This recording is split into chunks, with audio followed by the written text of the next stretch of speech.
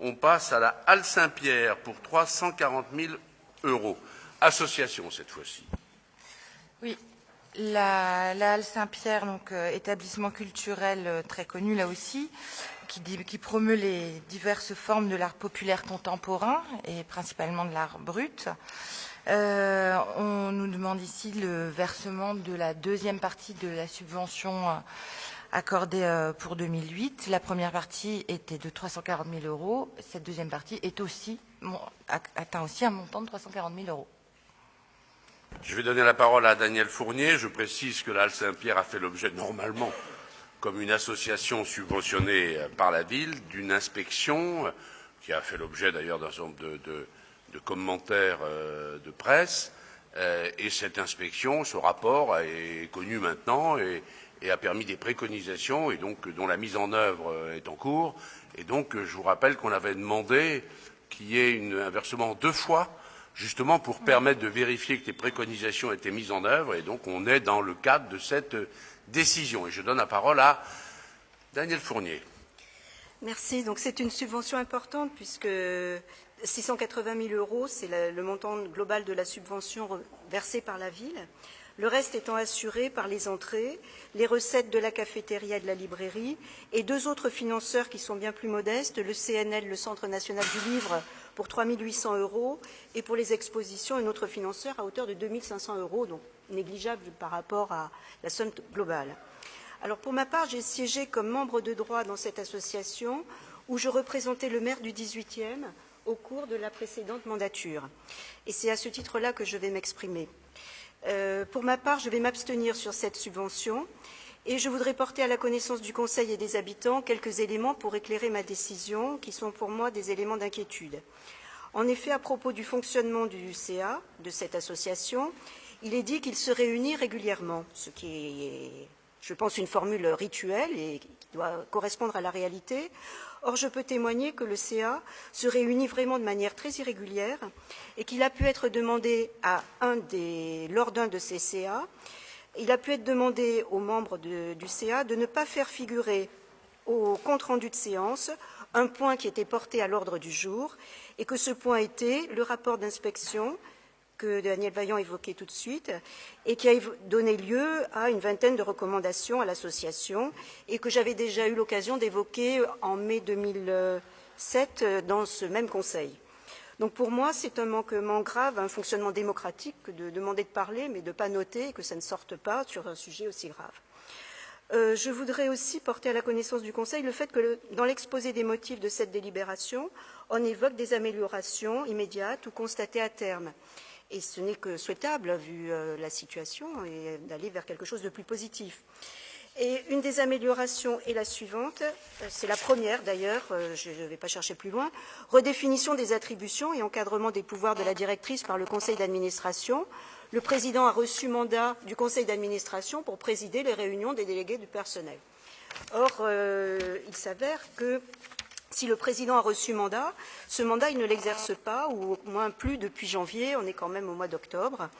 Donc, aussi, je souligne que j'indique que l'amélioration du dialogue social qui serait attestée, d'après l'exposé des motifs, par la production régulière de comptes rendus de réunion des délégués du personnel et du président de l'association, me semble caduque. Je souhaiterais donc que les services de la DAC soient extrêmement vigilants avec les observations qu'ils nous livrent et qui nous permettent de fonder notre opinion. C'est pour ces 2 raisons que, pour ma part, je m'abstiendrai, non pas comme, je dirais, membre d'un groupe politique, mais représentante du maire et eu égard aux séances auxquelles j'ai pu assister dans cette association. Merci beaucoup. On ne va pas rouvrir le débat de la Halle Saint-Pierre, on l'a déjà eu ici, il y a le rapport d'inspection. Je veux préciser qu'il ne s'agit pas d'un organisme, le musée d'art naïf et la Halle Saint-Pierre, placé sous l'autorité du maire d'arrondissement. Je veux le dire, c'est très important. Il se trouve que l'évolution statutaire au cours de la précédente mandature fait que le maire d'arrondissement peut siège ou, je dirais, son délégué à la culture. C'était donc Daniel Fournier dans le mandat précédent et c'est maintenant Karine Roland.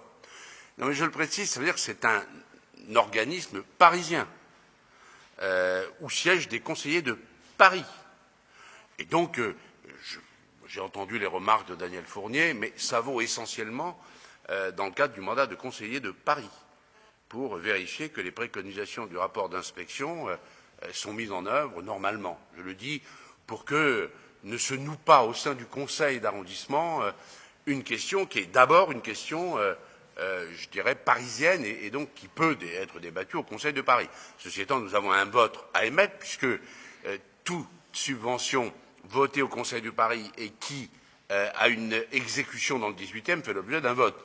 Donc moi, bien sûr, je vais voter comme Karine Roland, puisque nous avions demandé de scinder en deux cette subvention, c'est la deuxième partie, et comme j'ai voté la première, je ne vois pas au nom de quoi je ne voterai pas la seconde, et de surcroît, je crois qu'il y a quand même des préconisations de l'inspection qui sont mises en œuvre. Mais j'ai entendu la remarque de Daniel Fournier, qui figurera au procès-verbal, et j'imagine que si elle le souhaite, elle pourra intervenir comme conseillère de Paris qu'elle est. Monsieur Bournazel. Merci, Monsieur le maire. Nous avons entendu les réserves émises par Madame Fournier. Quand vous dites que c'est en votre qualité de représentante du maire de Paris, du maire de 18e, d'accord. Pour le mandat précédent. Pour le mandat précédent. Bon. Au vu de ces éléments, nous nous abstenons. Et nous espérons avoir, dans un prochain conseil, des éléments de réponse concrets aux interrogations de Madame Fournier. Voilà. Mais la dernière fois, nous avions voté la subvention, donc nous ne nous opposons pas au vu des réserves, mais nous abstenons aujourd'hui en attendant les éléments de réponse que vous voudrez bien nous apporter. Merci beaucoup. Mais je vous dis quand même que les éléments de réponse, c'est plutôt du Conseil de Paris et de l'adjoint compétent qu'il faut les obtenir. Nous, on est prêts, Karine Roland est prête à vous ouvrir la porte de tout ce qu'elle peut recueillir comme information, mais Daniel Fournier sait, et Karine Roland aujourd'hui sait, que ce n'est pas au niveau de l'adjoint de l'arrondissement qu'on a le plus d'informations. Donc, vous voyez, voilà. Et je crois que M. Bournazel est de surcroît conseiller de Paris. Madame Guedj. Merci, Monsieur le maire. Je partage évidemment la position de Pierre-Yves Bournazel, mais je m'interroge. Vous avez dit vous-même que vous avez, par précaution, proposé un vote en deux temps afin de permettre d'effectuer entre-temps les vérifications qui s'imposent. Et Madame Fournier, qui vous a représenté, donc, émet des réserves. Ça veut donc dire, c'est pas illogique, parce que vous avez dit, puisque j'ai voté la première fois, je vote la seconde. Non, de vous-même, vous avez d'abord annoncé un raisonnement qui me paraît juste, pour une subvention aussi importante, de faire une étape et de s'interroger sur d'éventuelles difficultés. Donc, est-ce que vous pouvez simplement être précis?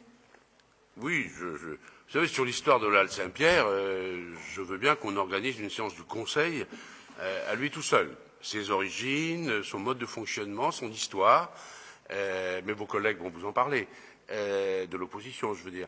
Et sur la halle Saint-Pierre, qui est un bel organisme au service d'un public nombreux, et bien évidemment, moi je me réjouis que le 18e comporte la halle Saint-Pierre et le musée d'art naïf. Et bien évidemment, à partir du moment, après une vingtaine d'années d'exercice, il était normal que la ville déclenche une inspection, comme pour la caisse des écoles, comme pour le conservatoire, comme pour bien d'autres structures. Et il était question dans le rapport de préconisation du rapport. Et je vous ai expliqué, Madame Guedj, que le premier trimestre où Daniel Fournier était mon adjointe, donc bien évidemment, moi j'ai voté sans aucune réserve la subvention qui permet à la halle de fonctionner, parce que si on ne vote pas, c'est qu'elle périclite. Bien.